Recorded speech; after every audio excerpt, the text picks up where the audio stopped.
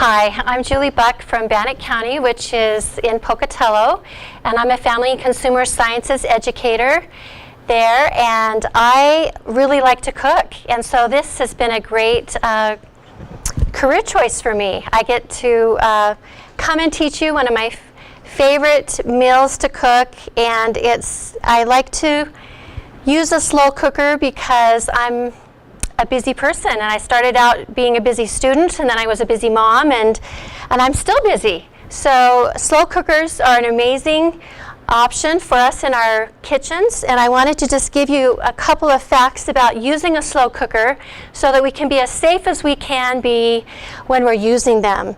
Most cookers have 2 or more settings, and so we want to make sure that we get the features in a cooker that we need.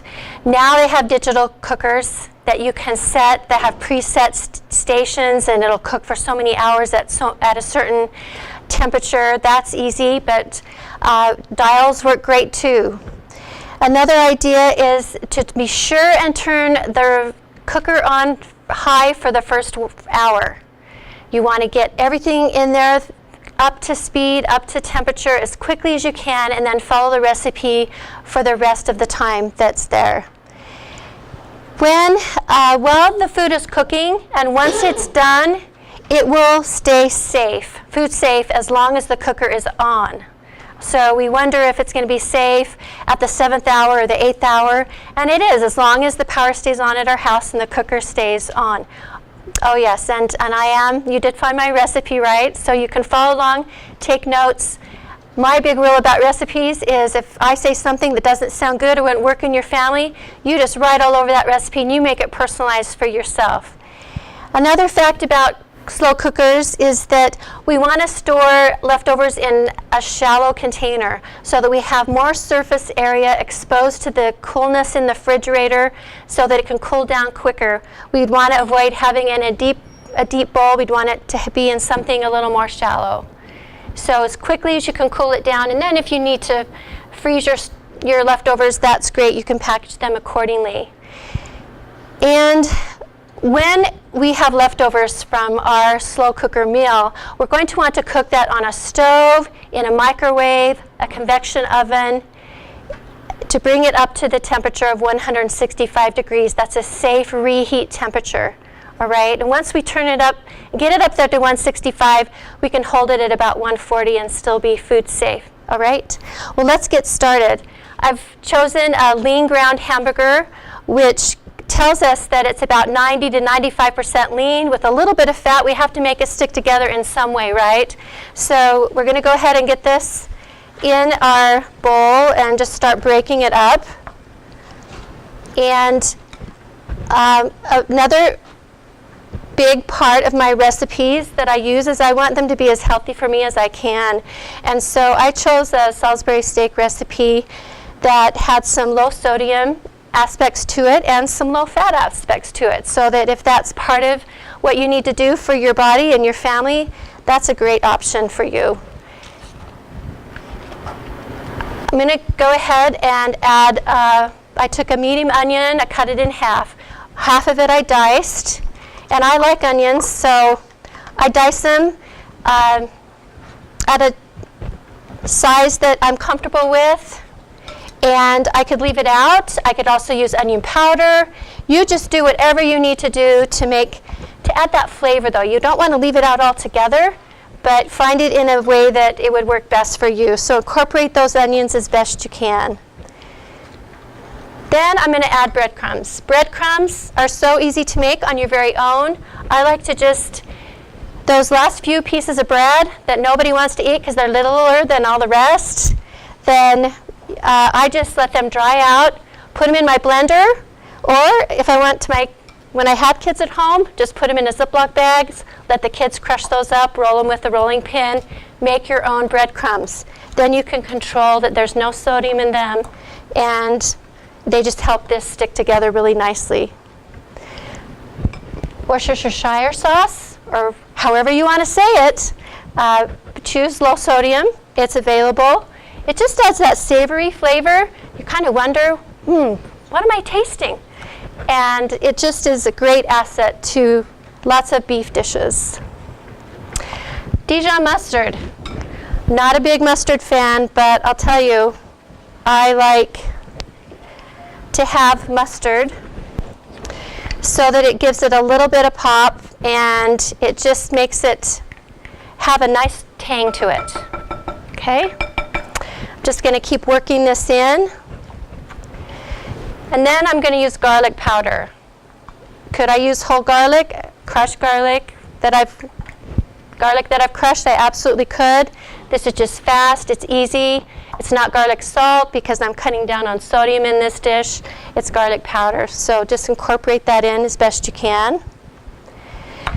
And then to even cut down on cholesterol, I'm going to just use the egg white out of these eggs. So I like to just crack them myself. Oh, now see, I didn't give myself much of a chance there. Look how tiny that shell is. But you want to go ahead and let the egg white fall as best you can. And what am I going to do with that extra yolk if I don't eat it? Does anyone have some fun things you like to do with your extra yolk? I eat it. Pardon?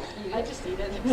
Would you, and you know, if you weren't cutting down on cholesterol, you could put the whole egg in. It would add a little more moisture. That's up to you. But I kind of have a rule. I like to follow the recipe as it's written the first time.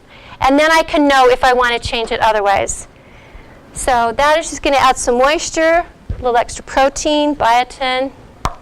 Lots of good stuff going on here. So we're going to mix together, and we're going to shape those into patties. I've got my slow cooker cooking. That's what I did today. And get it heating up.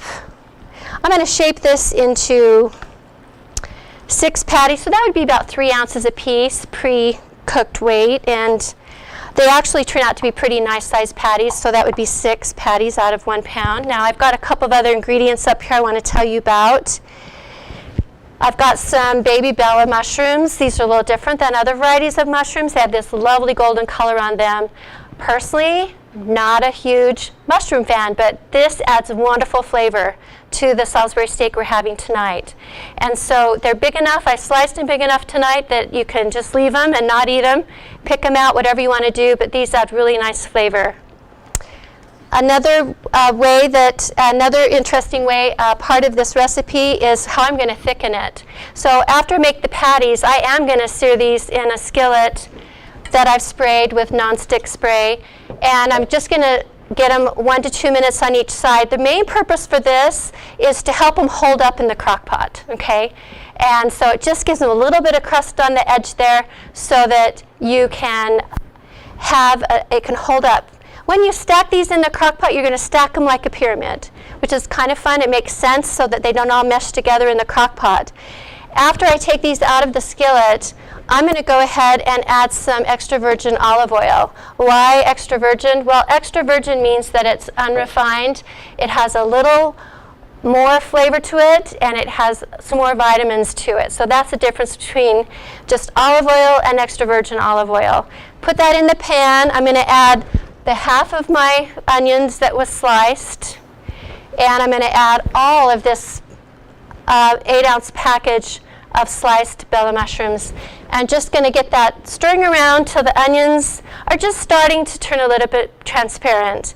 I'm going to take 2 cups of low sodium beef broth, and I'm going to add 2 tablespoons of white whole wheat flour. And